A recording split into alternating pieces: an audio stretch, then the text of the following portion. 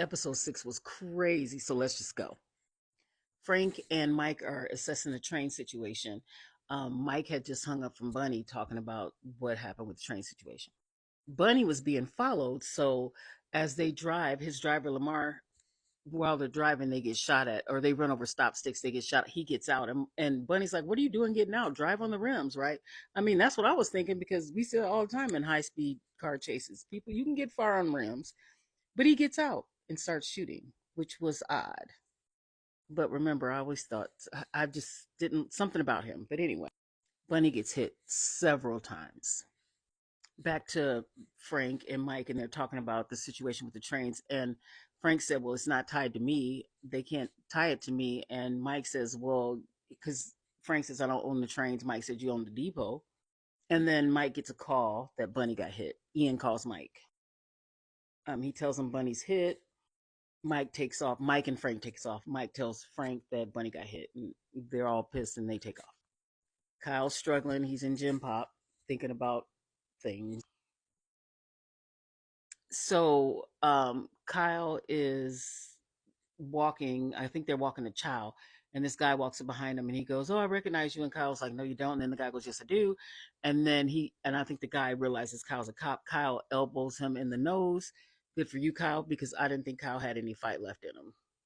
So Creeper guy is fighting with his locker and he's pissed off because he can't get it shut. I don't know what they're doing with him, showing that he has a temper. I don't know, but anyway, Torres comes in and gives everyone their assignments and he tells Jackson, "Let me have your phone." And Jackson says it's in the locker and he goes, "No, your other phone." I'm like, oh my god, they know he has another phone. I'm so worried for this boy, this kid. I'm so worried for him.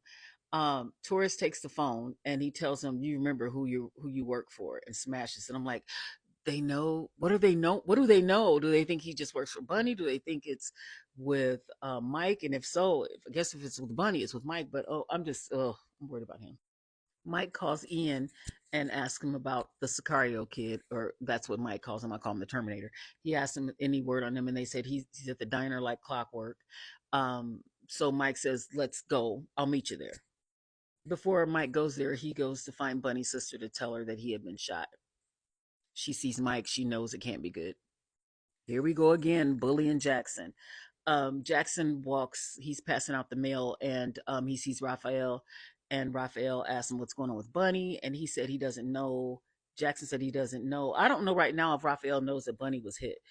I don't think he does, but he was asking him, and then Jackson said, "I don't know, I got eyes on me." And then Raphael gets all pissed and is like, "What side of the bars are you on? You got eyes on you, blah, blah, blah." And Jackson said, "Well, I'm the one who found out that they were how they're bringing the drugs in." And Raphael got all pissed off at that and was telling them, "Don't you ever," I don't know. He was just mean. Everybody's mean to Jackson. I don't like it. So they get there, and Mike, first of all, he does not look concerned or worried.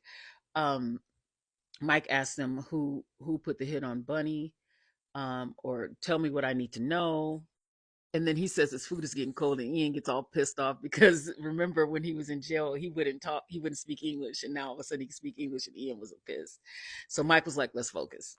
He asked him who ordered the hit on Bunny, and he said Bunny's just a pawn. He said we're looking for. He said they're after mayors and knights or something. And Mike, at one point, he might have the gun under the table, and he like pointed it at him, and he's like, "This is exactly what you think it is." And he had that same look on his face. He is not worried. That's somebody you need to worry about. He didn't tell Mike. He tells Mike, he said, "We're not looking for pawns." He said, "Bunny was a pawn." He said, "We're not looking for pawns. We're looking for knights and mayors and rooks." And I was like, "Ooh." And then Mike told him, he said, "Well, you tell your bosses that if you stay in this town any longer, the pawns are going to kill you." Oh, Lord. Evelyn finds out her witness is gone. I mean, I know she's at this point, like Evelyn was on my nerves, but she's just trying to do her job, but it just is not working. But listen, why wasn't he in protective custody? The minute you let Ian know that you have a witness, you should have put him in protective custody. But here we are. Kyle's getting his chow, and the guy serving him. This part was kind of funny because the little guy right there to the right on the corner, he was just minding his own business, I thought. And then when Kyle came up, the guy behind there serving was like, back up or I'll whatever. He just went off on that little dude. And I mean, I think he just did it to so Kyle could think he's being protected. But that guy wasn't doing anything. So anyway, he gave him his lunch and was like, the brotherhood is something, working them as usual. Cindy notices Cindy is on it, okay? Cindy notices Kyle is not in his bed or in his cell, and then she radios for backup. So the someone comes up to, oh, I think it was the creeper guy came up, and she said, I owe you, and he was like, I'll count on it. Well, before that, Callahan had something to say, of course, as always. He talked too much. He said something like, well something system. I don't know what he was talking about. I guess I was sick of him yapping. But I don't know if that comment was that he's on to Cindy and what she's doing, because he said something about a well planned system or something. So I don't know. But I'm sure we'll find out. This is the creeper guy telling Cindy, I'll count on it, when she said, I owe you one. And he's like, again on it. He's so creepy.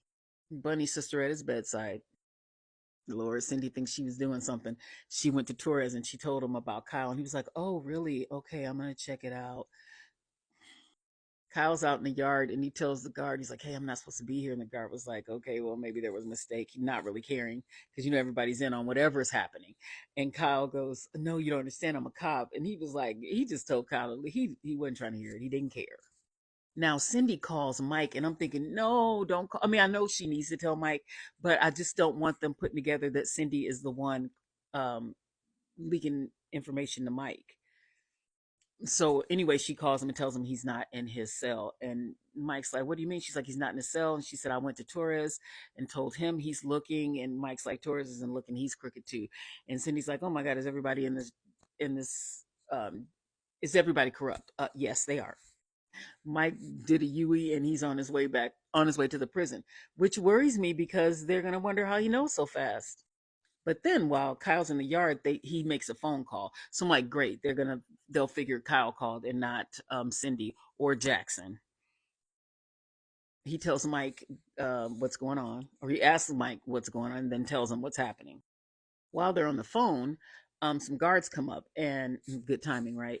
Some guards come up, and Mike said, what's going on? And Kyle goes, I guess they're taking me back. And Mike said, don't go. He said, knock him out, do something, which makes me laugh because the way they talk about how Mike was when he was locked up, he didn't take any shit. So he told Kyle to knock him out. And of course, Kyle doesn't. He goes walking with him thinking he's going back to AdSec.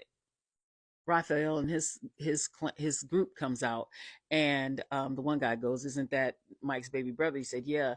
He said, and then Raphael said they're leading him to the slaughter.